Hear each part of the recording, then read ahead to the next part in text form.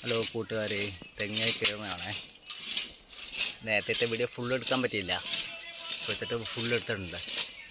പിന്നെ അത് കാണാത്ത ആൾക്കാർക്കാണ്, എല്ലാവരും കണ്ടിട്ടൊന്നുമില്ല മിഷൻ വെച്ച് കയറുന്നതൊന്നും. ഇങ്ങോട്ടൊക്കെ മിഷൻ വെച്ചാണ് കയറുന്നത്. ഇവിടെയെല്ലാം ഫുള്ള് തെങ്ങ കയറുന്നത് ഫുള്ള് ഹിന്ദിക്കാരാണ്.